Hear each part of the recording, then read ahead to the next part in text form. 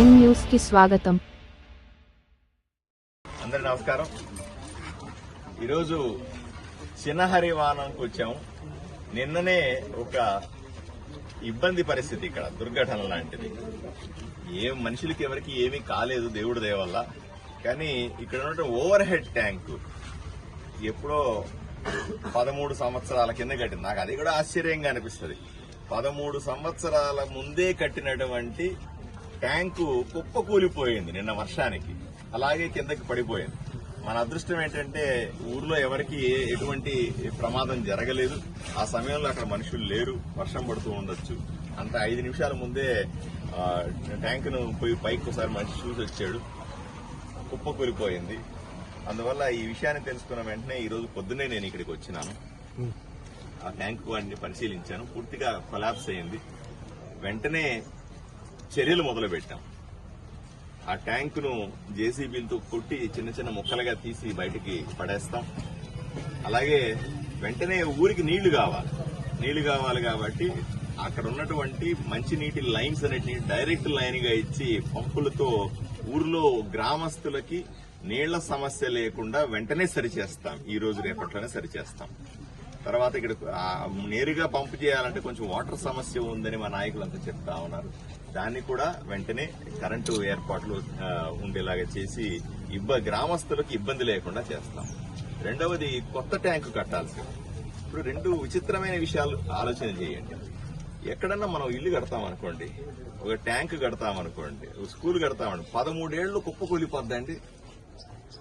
ఎంత నాణ్యత లేకుండా కట్టి ఉంటారు ఆ సందర్భంలో. నేను అందుకనే ప్రతి ఒక్క క్షణం చెప్తాను, ప్రభుత్వం నుంచి వచ్చే డబ్బులు కాంట్రాక్టర్లు బాధ్యతగా తీసుకుని దాంట్లో కక్కుర్తి పడకుండా నాణ్యతలో లోపాలు లేకుండా చేస్తే 10 కాలాల పాటు ఉంటాయి.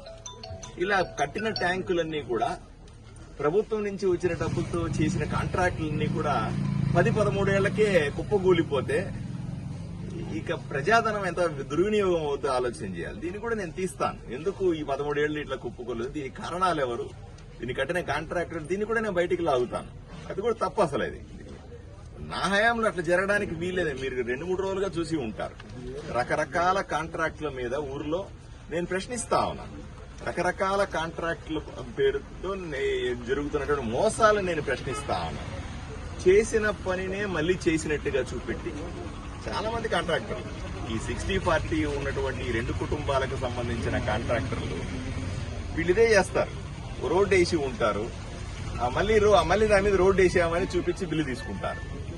పని చేసినే ఉంటది, మళ్ళీ పని చేశామని చెప్పి బిల్లు తీసుకుంటారు. నేను దీని మీద నా గొడవంతా ఇదే. ఈ ఊర్లో ఈ 60-40కి సంబంధించిన 2 కుటుంబాల కాంట్రాక్టర్లు ఎవరైతే ఉన్నారో వీళ్ళు చేసే పనులన్నీ ఇట్లాగే ఉంటామని, ఈ దుర్మార్గాలు. అందువల్ల నా పోరాటం అంతా. లేకపోతే 13 ఏళ్లలో పడిపోయే ట్యాంక్ అండి, ఆలోచన చేయండి సార్. ఎక్కడైనా ట్యాంక్ కడదా, నేను మళ్ళీ ఈసారి ట్యాంక్ కట్టిస్తాం చూడండి. కనీసం 50-100 ఏళ్లు ఉండాలి ఒక ట్యాంక్. ఏదైనా ఇల్లు కడితే కనీసం 100 ఏళ్లు ఉంటుందా ఉండదా చెప్పండి. ఓ ట్యాంక్ కడితే, ఇంకా గట్టిగా కడితే, ఊరికి ఉపయోగపడే ట్యాంక్ కడితే బ్రహ్మాండంగా 100 ఏళ్లు నడవాలి. అది ఉండంగానే ఇంకోటి కట్టుకునే పరిస్థితి ఉండాలా. అలా ఒకటి మాత్రం ఈ గ్రామస్తులకు అందరికీ నేను గట్టిగా చెప్తాను, శాశ్వతంగా మంచి ట్యాంకును ఏర్పాటు చేసి బ్రహ్మాండంగా ఈ సమస్య 13 ఏళ్లు కాదు, ఇంకొక 50 ఏళ్లకు కూడా ట్యాంకు సమస్య లేని విధంగా మంచి ట్యాంకు నిర్మిస్తాం. ఇక్కడ వాళ్ళకి సమస్య లేకుండా చేస్తాము. రాబోయే రోజుల్లో మంచి ప్లేస్ చూసి దానికి తగ్గ ఎస్టిమేట్లు వెంటనే ఇచ్చి అది యుద్ధ ప్రాతిపదికన చేయిస్తాము. ఇది ఎప్పుడో వేస్తాము, 2 ఏళ్లకు 3 ఏళ్లకు అనట్లే.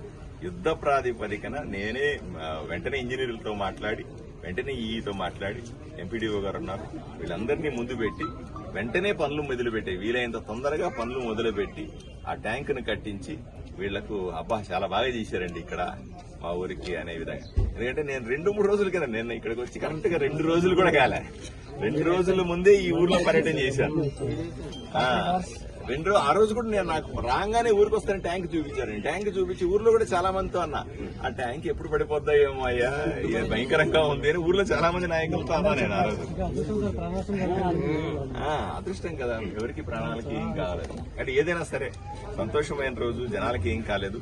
బట్ వెంటనే స్పందిస్తున్నారు అధికారులందరూ ఇక్కడ ఉన్నారు. ఆర్డబ్ల్యూఎస్ అధికారులు ఉన్నారు, ఎంపీడీఓ గారు ఉన్నారు, ఇంజనీర్ గారు ఉన్నారు, మిగతా తెలుగుదేశం పార్టీ జనసేన సంబంధించిన నాయకులంతా ఉన్నారు మాతో పాటుగా. వీళ్ళందరూ బాధ్యతలు తీసుకుంటాం. 100% ప్రజలకు ఇబ్బంది లేకుండా చేస్తాం.